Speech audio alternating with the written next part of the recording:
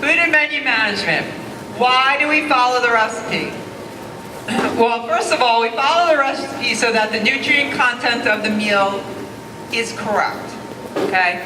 There are certain nutrient values that our meals and our menus have to meet for our federal reimbursement. There are a certain amount of calories a day, there are a certain amount of calories per week, there's a certain amount of sodium, there are different things that we look at on a daily and a weekly basis. And the minute you change that recipe, you've changed the nutrient value. So for example, if you throw that margarine on top of those green beans, you have now changed the nutrient value of those green beans. They are now have more fat in them. They probably have a little bit more sodium in them. And you have just skewed the menu for the whole week. Okay? If you throw, I'm going to pick on the green beans today. If you throw the ham hocks, that I don't even know where you're getting those from. Okay? But if you throw those into your green beans, again, you have changed the nutrient value of the recipe, which then, when we get audited, changes the nutrient value of the whole week and the whole day. Okay, so please try and follow the recipe as best as you can. It's also important to follow the recipe because, like I said, in my perfect world, the consistent food quality. If you are making the recipe the same way every single time you make it, that item should be the same every time you make it. The spaghetti should come out the same. Let's see what else we make. The arroz con pollo should come out the same every single time. Now, are there exceptions? Of course there are.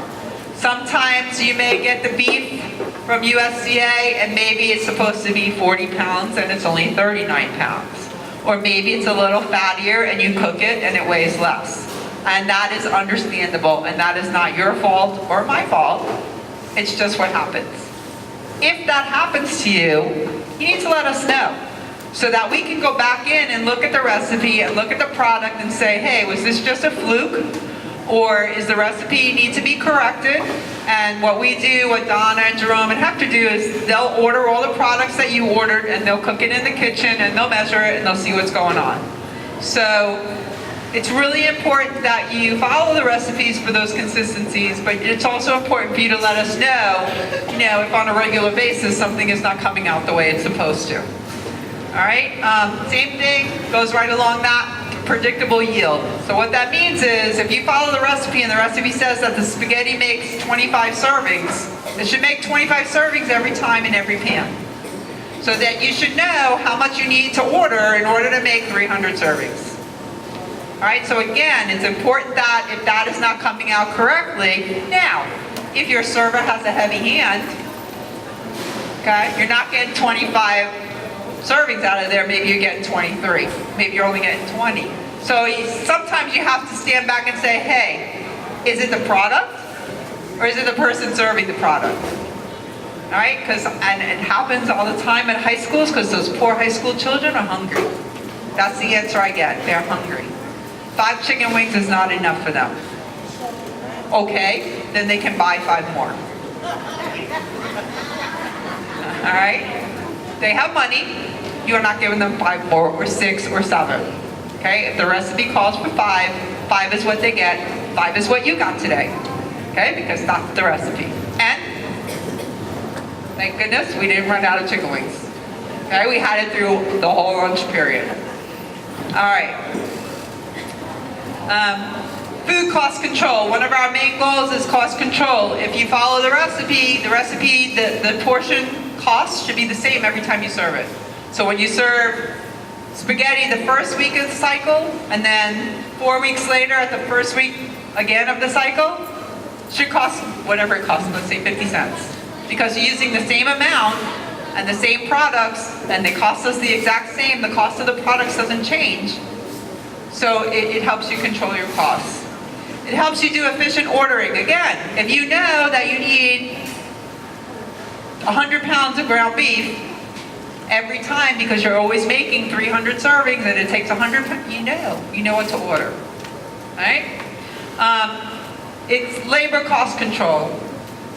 Your staff is not running around like crazy people trying to figure out how to make the recipe. if you print the recipe out and you give it to whomever is cooking, which I know is not always the cook, okay, because we kind of don't have that designation so much anymore. It's the person who likes to cook or the person who cooks well, or it's you, okay? Print that recipe out and make sure you're following it. Saves time, saves labor, guarantees a good product. Inventory control, same thing. If you know that it takes 100 pounds of ground beef, what are you going to do first? You're going to go look in your inventory and see if you have any ground beef in there. Okay, because you may have had ground beef for picadillo, sloppy joes, and spaghetti. Okay, and you may have, the kids didn't take as much, whatever, and you have some in the freezer. So why are you going to order 100 pounds if you already have 40 in there? Okay, because I know exactly what's going to happen, because your schools are big and you're busy and you're short-staffed, and the 60 pounds, the 100 pounds that comes in is going to go in front of that 40 pounds, and that 40 pounds is going to be in there at the end of the school year. Okay? So please look at your inventory before you place your orders on your recipe. Look at your recipes. And this is my favorite one, and I think it's really true, especially if you have a person who's cooking who may not normally do the cooking, or who hasn't gone to Cooks and Bakers and hasn't been trained and just stepped up to the plate and said, hey, I'll do it. Okay, if you follow the recipe and you use all the correct ingredients, it should come out the same and nice every single time. So that person can be very proud of what they put out there, because they put it out there the way it's supposed to be, so that when Miss Parham comes to visit, she looks down that line, she says, ooh, that spaghetti looks good. That person feels good because they did it right. And it looks good. And there's no hemming and hawing because, oh, well, I did this and I used that. I think that's great. For someone like me who's not a cook, if I could follow the recipe and it looks great, I'd be a happy camper. Okay, so these are the reasons we follow the recipe. Food ordering. And I guess I didn't tell you this in the beginning. This is really a review. And if you're doing all of this, you'll be perfectly fine. So bear with me, and again, like I said, it's also in the perfect world when everything goes the way it's planned. Portions planned are required. I don't know if any of you have ever been out to U.S. Food Service, but U.S. Food Service is not a grocery store. U.S. Food Service is not a building full of tons and tons and tons of food. U.S. Food Service brings in and orders food based on your portions planned to start. Because they have to order whatever we need 3 weeks before it's delivered to you. So, you don't do your portions plan, we may not have ordered enough chicken wings. And then, you know what? Unfortunately, you know who gets shorted? Thursday schools. Because you guys are at the end of the week. So unless there's another order coming in the middle of the week, the Thursday schools seem to be the ones that lose out. Please do your portions planned. It's a good tool for you. It's a good tool for us. It's a tool everybody uses. But I bet you I could go back right now and find schools that don't have any portions planned. U.S. food orders must be finalized by the Tuesday deadlines. You know, Allison sends out her email, tells you, here's the menu, here's the thing, go in and revise. Please do it. When you did your portions planned, maybe you thought you were going to have 400 kids, and now you're only going to have 300 kids. Go in and revise the order. Okay? Add-ons will not be accepted on a weekly basis. I am sure if my staff was here, they would be able to tell me who they get a weekly order from. Okay? That is not acceptable. I have 7 people who sit all day and revise your orders. There's no reason for that. If you are following the menu, if you are looking in your storeroom, if you are doing what you are supposed to be doing, you may need to add 2 or 3 items once in a while. You may need to delete 2 or 3 items once in a while. You do not need to give me a 20-item list of what needs to be added or deleted. The exception being in a situation like we have right now with the hurricane and extra food. On a normal basis, we should not have all these revisions that have to be done. So please make sure that you go in and do your own revisions. When you are doing your ordering, order quantities that are needed for one serving period only. You don't need to order 3 weeks out, you get a delivery every week. Okay, I know that we are sitting in here and there are hoarders. And I know you know who you are, and I know some of your neighbors know who you are, because they borrow from you because they're the opposite. They order just barely enough because they know you got plenty to lend them. Okay, the difference is when the hoarder's freezer or refrigerator go down, we lose a lot of food. There is no reason that you need more than that food that's on the menu. Okay, because it's going to get wasted, it's going to get put in the back and not used, and you don't win a prize for having 3 weeks worth of groceries in your freezer. Okay? Make sure that all of your orders for the week include everything that's on the menu. You must order and put out everything that's on the menu every week. I don't want to say I don't care. I don't want to hear that your kids don't like it. Because you know what? Every single kid at the school can't hate it. And for the few kids that do like it, you need to put it out. And it needs to be out at every lunch period, till the end of the lunch period. And one of the really important things that you have to remember if you have a base and a satellite is the satellite has to have everything on the menu through every lunch period. Okay, and it is not fair for the satellite to have 100 hamburgers for 3 lunch periods and only put out 30 the first lunch period and 30 the second lunch period and 30 the third lunch period, because they have to have it at every lunch period. That's what Susan said.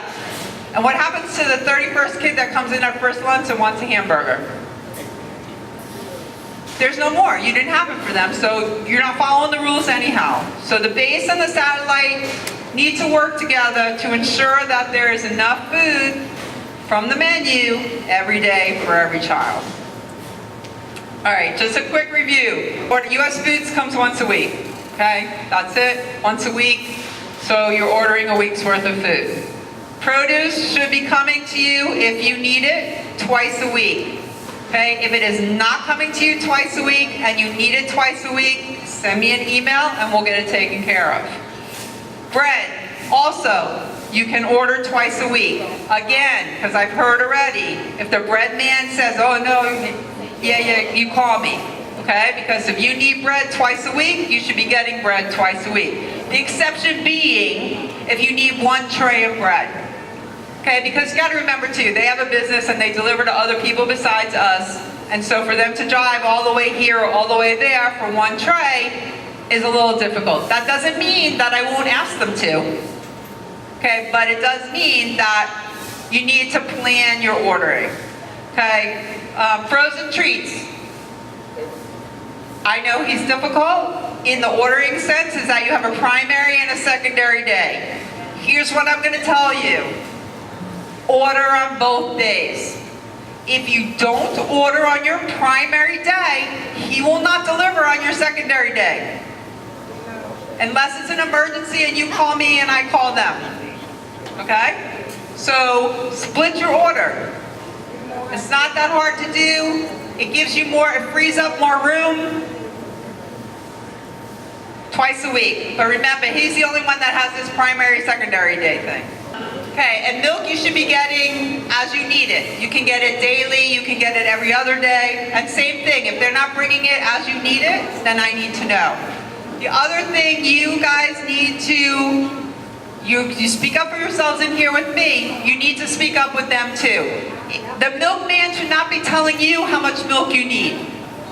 Okay? You should be telling him, because you know that Monday you need 1,000 cartons, on Friday maybe you only need 500. Or you have a field trip and you don't need 200 cartons.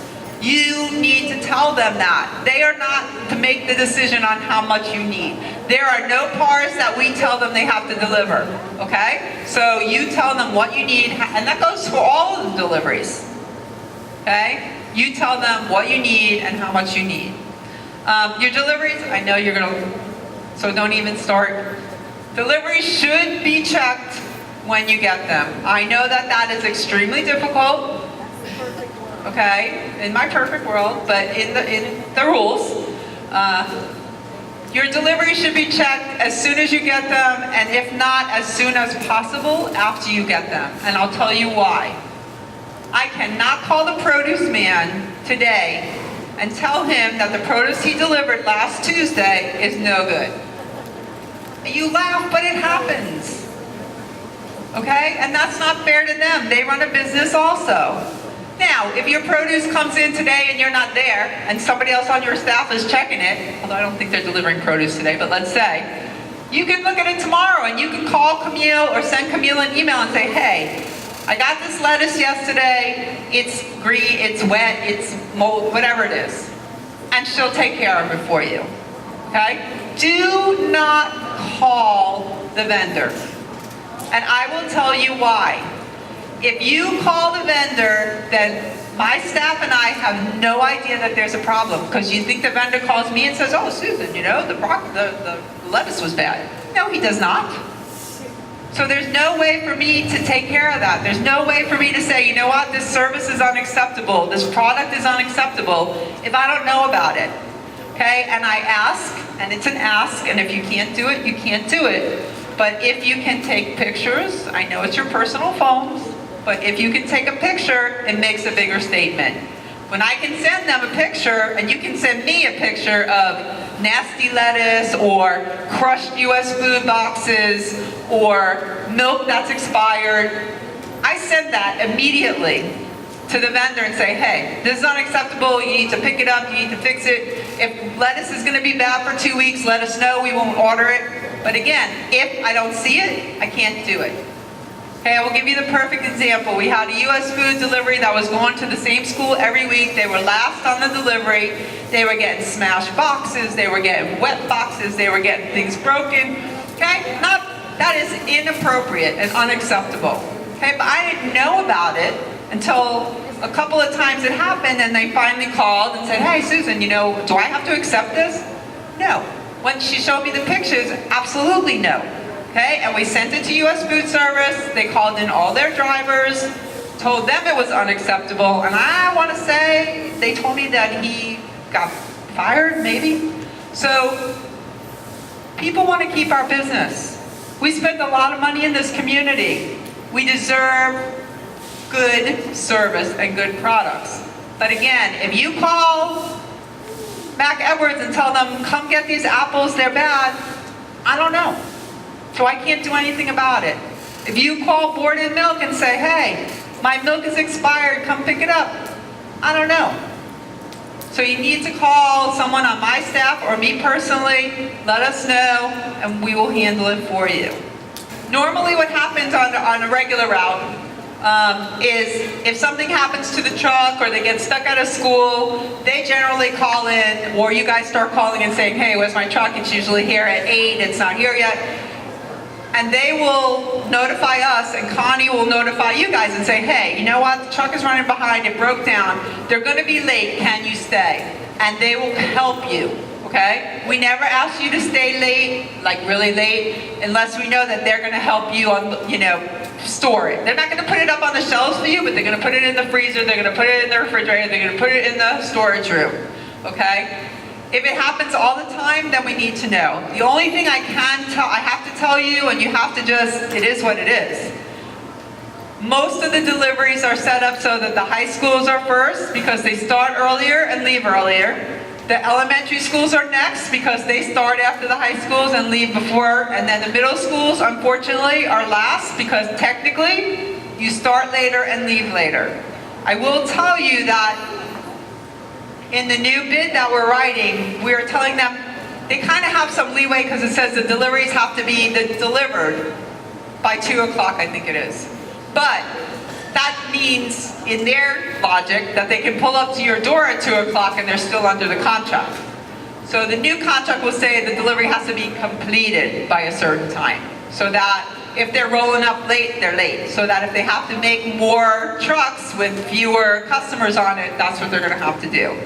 If you're on a commercial route, it's something we need to look at to find out why you're on a commercial route. Generally, the only time you would be on a commercial route is if we have to move your delivery to Friday, or, you know, an emergency delivery or something that didn't get delivered that you need. Those go on Friday and those go on commercial routes. Otherwise, most of our routes are just our schools.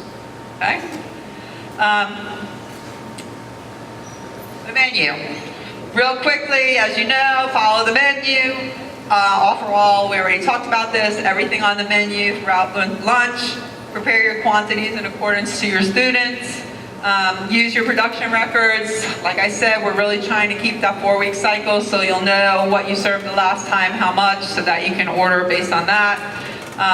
You can enhance the menu, but I don't want more enhancements than the actual menu, okay? Because I'm sure I can go out to some of these high schools and you got more things that aren't on the menu than are.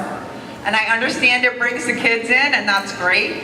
But when it comes time to be audited, none of that is on the menu. And so God knows what the nutritional value for the week and the day is going to be. That being said, I also want to say that when you enhance the menu, you need to enhance it with a meal.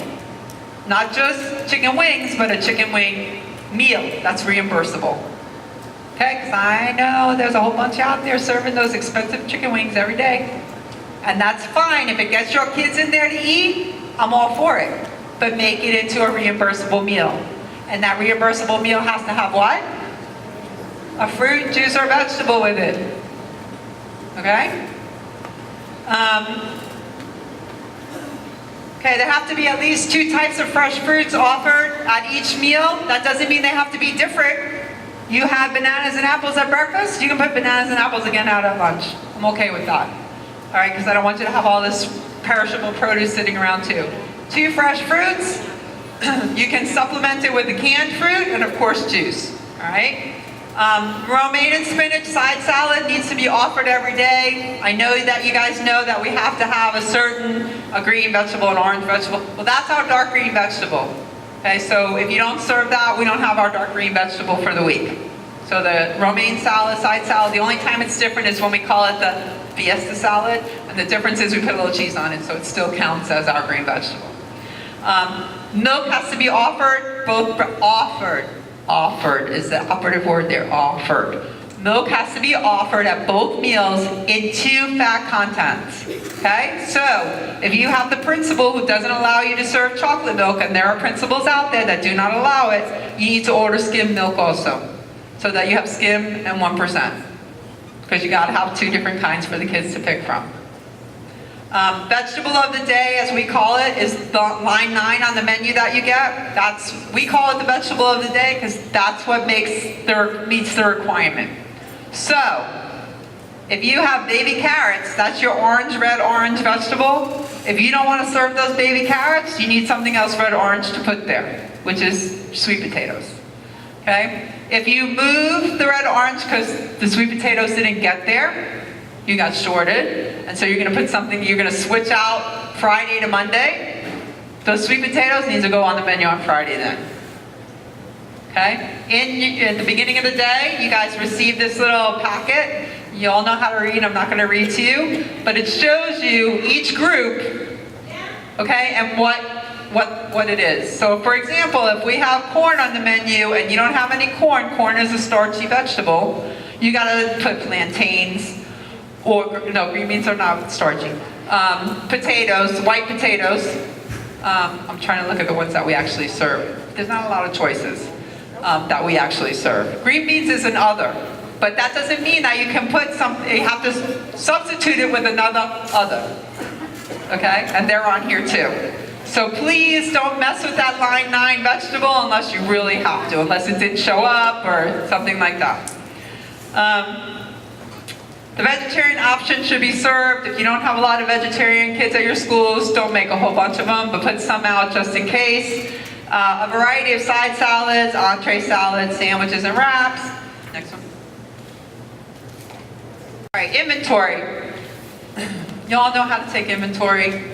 You do a good job of it. Just make sure that you're doing first in, first out, so that your inventory, that when Allison and I go have a recall, and the recall says, oh, you need to find these hamburgers that were made in 8/26, okay? Well, y'all should not have those hamburgers still in your freezer. Okay, but I can bet you that if we went in and pulled up the inventory, somebody's got them.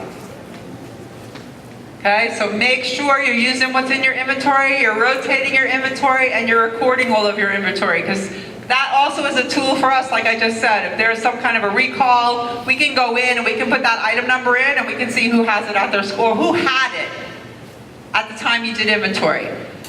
You may have used it already, but you may still have it. So that's where we start if we have to do something quick. Make sure you're doing your storeroom issue report, keep your inventory at a minimum, and at the end of the month, make sure that you not only count your US food, but your produce, your milk, your bread, everything has to be on the inventory, okay? And I think I skipped it again, I did it last time too, recalls. Please, please, please check your email. I got corrected 3 times a day, because if we have a recall, we don't want any child or any staff member or anybody to get sick, okay? And the first way you're gonna find out about it is through an email. Now, the perfect example is last week on Monday, the PBJ kits were the snack for that afternoon. That day, we found out that some of the kits had expired. I want to say it was the cheese, I don't even remember. Something in the kit was expired. Nobody was gonna die. Nobody was gonna, okay, but you also don't want the kid to tweet, look what they're serving me, expired food. Now you have to realize in those kits, everything has a different date on it, because it comes from different manufacturers and it's just put into a kit, okay? So, that was the day they initiated the emergency tree, because we didn't want you to serve it to the snack that day. Normally it's not that quick that we have to pull something, but it worked pretty good. I mean, I don't know that anybody, unless you didn't answer your phone or read your email, okay, you should not have served that PBJ. And then we pulled all the Sun Meadow products. Now, if you've been reading your email, you know that the PBJ kits, no matter what, were supposed to be tossed, that the cereal kits are okay to use, and that the yogurt kits, you need to open one bag in each case and check the date on every item in that bag. If nothing's expired, you can use it. If something's expired, you need to toss the whole case. I know that's wasting food, but it's the safest way for us to do it, to make sure that something that is expired doesn't get served. Generally, that is not the case. It's one item, or we have a lot number, or we could do a lot faster things. But the only way you're going to know about this stuff is if you check your email. So please, please, please check your email. Last thing I have is Smart Snack. Smart Snack requirements come from the USDA. I will tell you that everything that we serve as an a la carte, and I call a la carte your chips, your cookies, your Gatorade, your iced tea, all meets Smart Snack. The one thing you have to remember, that cookie, you can't do a twofer. You can't have 2 in the bag and sell it for 50 cents. You have to sell 1 and 1. The child can buy 2, but you can't put them together and charge them once. I know it's stupid, but it's the difference between meeting Smart Snack and not. Because if you put it together, I can't remember, I don't know if it's the calories or the sodium, something goes over the Smart Snack requirement. But if you sell it to them separately, you're okay. The foods for the competitive food program, the bagels and the Jamaican beef patty, we're going to do a quick check on that, but they should be Smart Snack. If they're not, they will be by the time we get audited. And at the high schools, the vending machines that Bertoli fills, all their products should be Smart Snack compliant, because they have to get our approval before they can